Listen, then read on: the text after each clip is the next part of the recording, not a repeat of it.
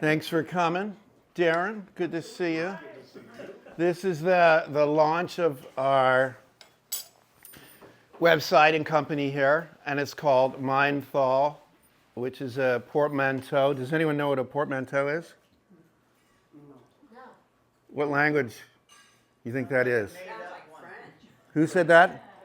Oh, here you get a prize. Very good. It's French. It means two words that are combined together, like suitcase or doodle.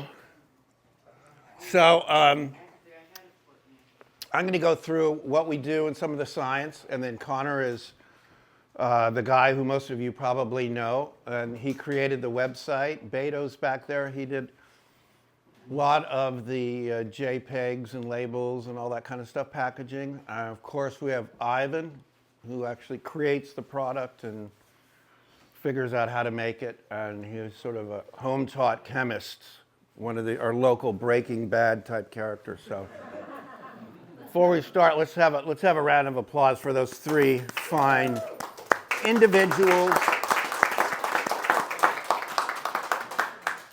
It's a homegrown company. Everyone's local here.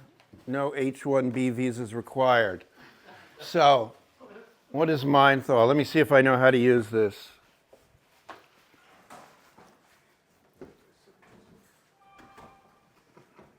There we go. That's my mother. She's 92 years old. Some of you have met her. Mary, you've met her. She's a wonderful person, beautiful person. This is a few months old, this picture here. I went to see her about 6 or 7 months ago, and I could tell that she was getting Alzheimer's. She had not yet been diagnosed for it, but it was beginning to progress. And it was sort of the elephant in the room. And we couldn't really talk about it. I went to go see her in July, and I was shocked by the degree to which it had advanced. And it was very, shocking, I guess. And so on the airplane back, I started thinking, what are the drugs? What can you do for Alzheimer's? I know it's supposed to double in the next 20 years, basically because of the demographics. People like us living longer, not dying, so some other thing is breaking, and that happens to be our minds, which is unfortunate. So anyway, I started to look into what was available. There's only 4 drugs on the market that are approved by the FDA, and they don't actually really work, which is why if you do have Alzheimer's and you go see a doctor, they typically don't prescribe you anything because there's nothing available. So I just started reading the literature, Google Scholar. They have all the scholarly articles there, the clinical research and that sort of thing, and you can see what's coming down the pike. And surprisingly, I saw that there was an article about Mindthol, which I thought was very strange. I'm a very skeptical person, but this is a review article on it. The article showed that in mice, if they put them in an environment where they were subjected to a strong odor of menthol for 6 months, it started to revert the Alzheimer's. In both biochemically, they could detect it and see it, and then also in terms of the behavior of the mice. They have little mice games and mazes and that sort of thing. I was quite skeptical of it because, I thought, how in the world can breathing something affect your brain? Well, a lot of you probably know that at least half the people that get Alzheimer's, they lose their ability to smell. The ability to smell is somehow related to Alzheimer's. Did you have a question, Mary? No, I'm just commenting to myself. I have used mentholatum every night in my nose since I don't know when, 70 years or something. Because my dad always used mentholatum. And I remember Dr. Nordstrom saying, because when I fly, I use mentholatum. This probably keeps the germs out of your nose. That's great. Yeah. I thought it was just to make it. I know, right? But my brain's okay. Your brain is still good. Yeah, yeah. I can't even say my brain's okay. I still can't beat you in an argument. I know that. So I'm trying. But I didn't know that there was a connection between. There's this article here. Where was this published? 2024. So this is all very, very new research. It's only been going on for 5 years. So I started to read the papers. I started to look at all the references. One paper we have on our website is 40 pages long. And it has a list of all the experiments that have been done. As you may know, in Alzheimer's, there's basically 3 things that people talk about. It's not understood what causes the disease, but the effect of the disease is that there are these proteins called beta amyloids that you probably heard of. And they exist in between the neurons, swimming around. And then they help the neurons in the cell wall to properly function. And when you get Alzheimer's, those misfold. Proteins have certain shapes, and they misfold into the wrong shape. And now they're able to stick with other ones, and then they start to stick together like a stack of pancakes. And that begins to disrupt the normal functioning of the neuron. The other thing that happens is within the neuron, there's another protein called the tau protein. And that does the same thing. It misfolds, and now it's on the inside of the protein, and it forms these aggregates. It's a problem. And then the third thing that happens is that all of this causes inflammation of the brain tissue, and it expands, and then it pops and contracts, and now you've lost the functioning of that. And it usually starts on the outside and works its way inside, which is why people, and that's where we store all the short-term and medium-term memory information. And that's where our book of nouns is. You'll notice and even it's normal aging to have memory loss where you forget someone's name and you forget the name of items and everything. That's what I call the book of nouns. So let's see what the next slide is. Speaking of Alzheimer's, I don't even remember what it is. So I really was intrigued by the fact that a scent could alter the brain, and it didn't really make sense. But if you think about it, if someone has a stroke and they lose some sort of functionality in the brain is very plastic, so to speak. It can remodel itself, and it can reacquire a function that it's lost. And if you're getting Alzheimer's and you're losing the ability to smell, if you're forcing your brain to deal with this incoming data, this information, this olfactory information, you're forcing those neurons to regrow and reconnect to the brain. And somehow it seems that that process itself could be involved. So here's a simple diagram of what I just described there. I'll try not to go into too much of the detail. There's a lot of detail and it's really fascinating. But here you could see this is if you look at MRIs of people with Alzheimer's and dementia, and even alcoholism and types of drug abuse, you'll have exactly the same sort of image as the image on this half here. You can see how it's contracted.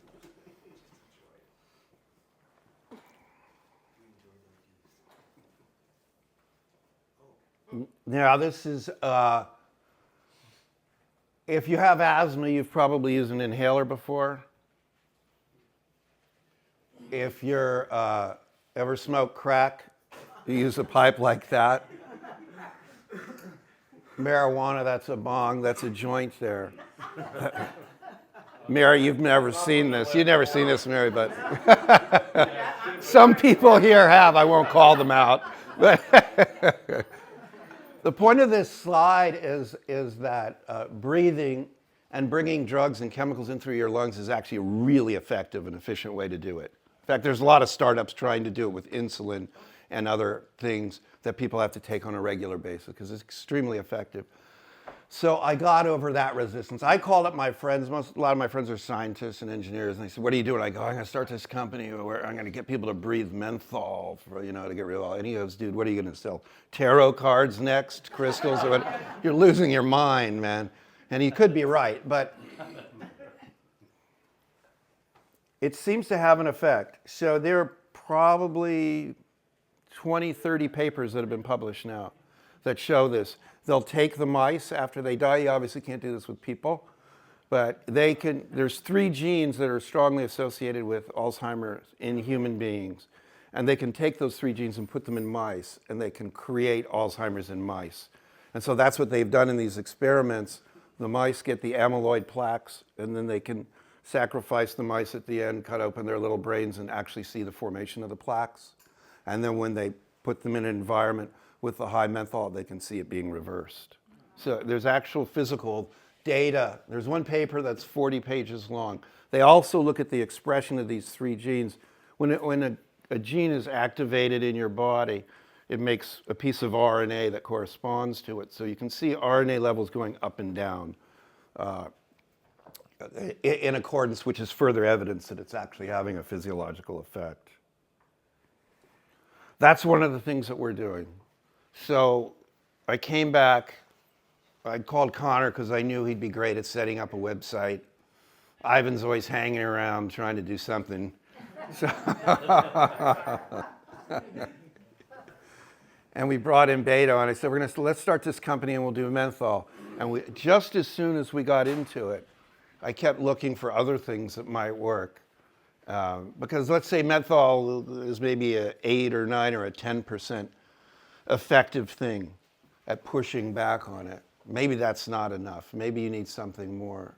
So coincidentally, there's very recent information on lithium. And this comes from a study in Denmark where they looked at over long-term drinking water. They have 150 different aquifers that supply water to people there in the country. And they've had samples going back to 1980.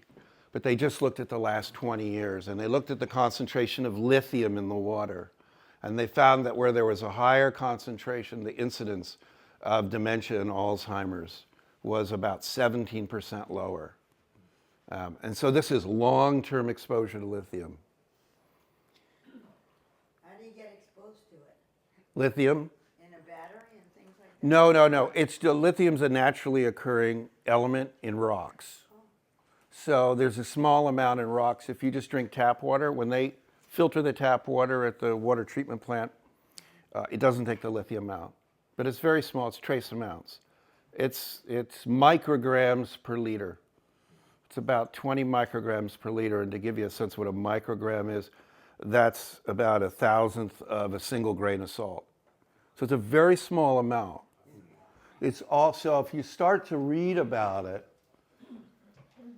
this is a very important paper here. Look when this came out. It was just accepted August of 2025. All of this stuff is brand new. It's really quite amazing. It says here, we explored the role of endogenous lithium, that means lithium that's going into the brain, by depleting it from the diet. So they depleted it from the Alzheimer's mice. They reduced it to about 50%. And it caused a very rapid acceleration in the amyloid plaques and the tau protein that I told you about. And it basically gave them Alzheimer's-like behavior. Does this one give schizophrenics? So this is a good question. So lithium for 40 years has been given to people with depression and manic depressive disorder, bipolar disorder. That's at very high concentrations, way higher than the amount you would see in the drinking water there. And there's a very fine line. There's a very fine window, therapeutic window for that. But yeah, so it's known to work. If you give too much, you have symptoms. You can get tremors, nausea, dizziness, etc. So that's a controlled substance. And down here, it shows that when they replaced the lithium here, it reduced amyloid binding, presents pathological changes in memory loss in mice, etc., etc.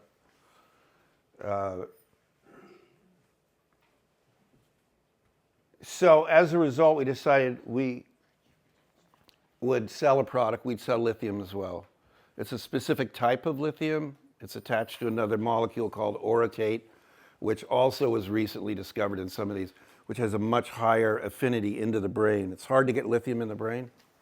In people, as they get older, lithium is required for normal mental functioning. But as you get older, the amount of lithium is going down in your brain, and they don't know why. They think it could be being blocked somehow, and it's not being transported. A lot of things have active transport to get moved around in the body. Yeah.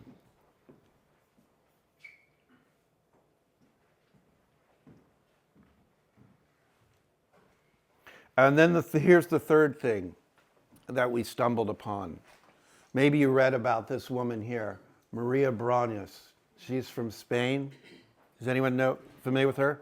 She's on the news now too. Yeah. All right, that deserves a chocolate. Very good. Yeah. Chocolate's good for the brain, by the way. She was on the news. She was the oldest person alive, and she just passed away. She was 117 years old. And so they had been studying her for a while. They're studying her diet, how things metabolize in her body, and they're studying the biome, the bacteria that live in her gut. And she was basically on a Mediterranean diet, didn't drink or smoke, and ate yogurt 3 times a day. And they found that there was a high concentration, and she had no trace of Alzheimer's at all. Her brain was fine. It was completely intact. Was the yogurt good? It was, yeah, it had the raspberry was her favorite. Yeah, it was excellent. So That's why we got yogurt for dinner. that's why we have yogurt, yeah. You probably feel slightly smarter. This is the bacteria that's in her yogurt right here, Bifidobacterium. Has anyone ever known a dog? Now, I know in cartoons and in the literature, the dog is always named Fido. Has anyone actually ever met a dog named Fido? No? Yeah, eventually. You met a Fido? All right. You get you get a chocolate for that. Well, you can give it to. Len, keep it at Yeah. The bacteria releases butyric acid, and butyric acid goes up into the brain, and it controls inflammation in the brain. So it's believed that that has an effect. So you can guess what the next slide is. We're going to sell that too.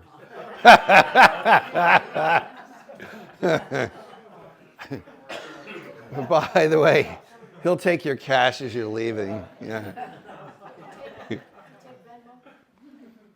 Yeah, we do take. Actually, we take PayPal, everything. Yeah. Yeah. Yeah, we take Zelle. Yeah, he's the money man right there. You could tell by the outfit. Anyway, so that's it. I'm going to shut up now and let him talk. We have 3 things. I hope you guys can remember those 3 things. Yeah, and if you can't, well, you need them. Yeah, you need them. I could tell by playing pickleball. What's that? If you can't remember, you need to buy both of these. That's right, yeah. Okay, Connor, I think your slide's the next. Let's see. Oh. You want to explain that? Alex, this is too complicated to explain. This is the feedback loop from the gut to the brain. Here, You have your fun picture next. that's too difficult. I drew this instead. That's really what's happening. So, Oh, what you eat goes to your brain. yeah, what you eat affects your brain. We already knew that, right? Yeah. All right, I think you're next, Connor. Let me see. Yeah. Oh, look at that handsome couple. Oh, wow. Wow. Wow, aren't they beautiful? All right. Yeah, all right. Where do I become my checkout? Well, Give it up for Ted, everyone, for Ted. He's really good at going deep into the science. I'm not so much, so I'm going to look at the screen a little bit more than he is. So, but thank you all for letting me come up and speak a little bit. When Ted first brought this to my attention, it brought me back to a story of my great-grandmother, and we called her Granny, right? And she unfortunately suffered from Alzheimer's, so it was kind of tough seeing her dwindle throughout the years. But all we could do was really just like be present with her and love with her, and just kind of listen to her stories that she repeated over and over again. And she was pretty good. She was funny, so it was good. But my granny, we'd come up to her. Every time we'd go up to her, anyone that was taller than her at least, would go and she would say, and mind this too, she's from Hawaii, so she's got a pidgin accent, right? So she says, "Oh, Kana, are you getting taller?" And I would say, "Stronger too, Granny," and I'd give her a big hug, right? And so that was always nice. And then she would look at my dad, "Are you getting taller?" And then my dad would say, "No, wider, Granny, wider." So that was always fun. But anyways, when Ted brought this up, it was actually Irene, working with Irene with Visit San Benito. Shout out to Visit San Benito. Yeah. Visit San Benito. We're doing some. I saw the great video Connor did on Tres Pinos and all the restaurants there. Yeah. It was beautiful. Yeah, thank you. Yeah, it was a lot of fun. Irene was the brains behind it, but I just put it together, so it was fun. We even got to sit down and edit. Yeah, it was great. And then Ted happened to stumble upon some of those video content and stuff, and so he messaged me and said, "Hey, we have a great idea." He's all, "Give me a call. I got a job for you." So I gave Ted a call. We booked a meeting. We came here. We sat right at that counter. Ivan and Ted were kind of just hanging out in the back. They were talking Spanish to each other. It was hilarious. And I was hanging out with them, laughing with them a little bit.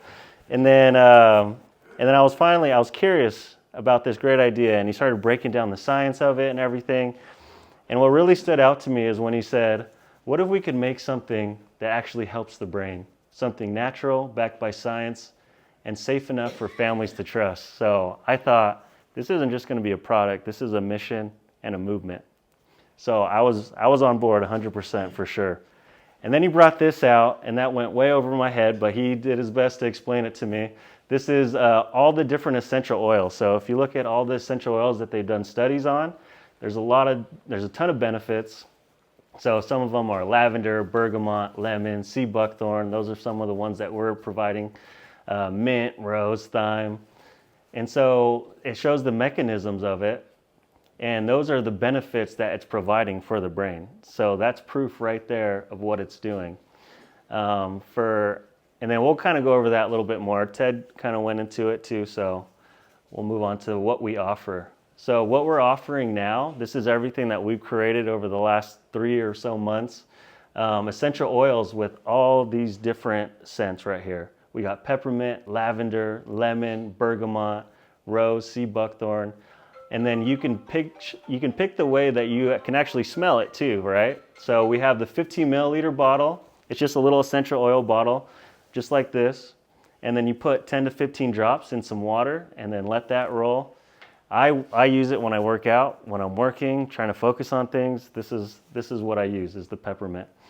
The other ones that you've seen, lithium and probiotics, is one of the other products as well. Connor, Yeah. so what's different about your essential oils than ones I can just get anywhere? Yeah, so that's a great question, Irene. I mean, I was going to get into that right here. So the supplier that we have, they've done business in essential oils for 20 plus years. I can't remember who it was that's part of the business, but it was either the mom or the dad who was a UC Santa Cruz professor, and they studied essential oils, and they have to have the purest essential oils to do these studies. And so now they turned into a big supplier chain, and we found them, and they get their essential oils from Asia, India, and Italy, and all over the world. And Ted, it's called a GC, right? GC, where you can test the purity of it? Yeah. So these companies, they have to provide the GC to see how pure it is. So we're getting some of the purest essential oils from around the world. And that's pretty amazing, because you can see some of the cheaper ones at Walmart that are like $10 or something like that. Usually someone that has experience with essential oils can smell that right away, that it's watered down or there's some type of diluted in there. So that's what we're going to be getting from us, is some of the purest essential oils around the world. And then so I thought, because I'm going to be doing marketing, I was like, we always brush our teeth every day, right? Well, I hope. Everyone's brushing their teeth, right? And then we always work out. We want to keep our bodies nice and fit. And we put lotion on our skin to make sure our skin's nice and healthy. But we forget about our brains sometimes. And that's a tragedy. So our mind, our keeper of memories, our creativity, our stories, is one of the most important parts of us, and probably one of the most forgotten things. So then I thought, for marketing, how are we going to market this? How are we going to help people? How can we make it a habit to protect their minds, right? So that's why we came up with the Sunrise Ritual, where we package every single one of our products. And the Sunrise Ritual is basically peppermint. So we have the nasal inhalers. These are these little sticks right here. We have the room spray that you can spray on your couch, in your room, in your office, or in your linens. The peppermint essential oil is this right here that you put in. Some people rub it on their skin and smell it. Some people like to put it in a diffuser or a nebulizer. And then Ivan created a wonderful skin cream that I've been using every day, and my wife. There's a lot of good stuff in there, right? Jojoba, what's it called? Jojoba. A lot of different good, what do you say this? Really good quality. Yeah, I mean, All materials that we use to make our creams. yeah, all natural too. Yeah. All natural too, which is great. So yeah, a lot of these, it's brain nutrients, it's essential oils, it's a calming natural ingredient, all backed by science, right? So peppermint, some of the cool benefits that you see on that article that I showed you is there's an increase in amino acid metabolism, that it's a biochemical foundation for better brain health, energy, and resilience. Who could use some more resilience in the brain, right? All right. And then we have, there's actually a decrease in oxidative stress. So that's really good with helping with Alzheimer's, and a decrease in inflammation. So less inflammation on the brain, the better. In this ritual, we have the daytime capsule. It's a special blend of rutin, L-theanine, vitamin B, vitamin B12, vitamin B6 and B12, turmeric extract, and all those blended together are really beneficial for the brain. And a lot of those details of what they help with will be on the website. The other one we have is, does anyone have trouble sleeping sometimes? Right? We all do, right? Sometimes. So lavender has been shown to be the best essential oil for sleep. And we've provided products for anyone who's looking to get some better sleep at night. Some of the stuff that you seen on the article there was a decrease in NMDA receptors. That's a scientific right there. It maintains clear communication between neurons, prevents calcium overload, supports long-term cognitive stability. And then also the serotonin transporter is also decreases as well in the brain. So it really helps you with maintaining your sleep regimen for sure. Nighttime capsules, each capsule combines melatonin, L-theanine, magnesium, and tart cherry, ingredients known to support the body's natural sleep rhythm and promote restorative rest. Does that sound pretty good right there? Yeah. Right? And so what we're doing with these products is we're really wanting to mix science and nature together.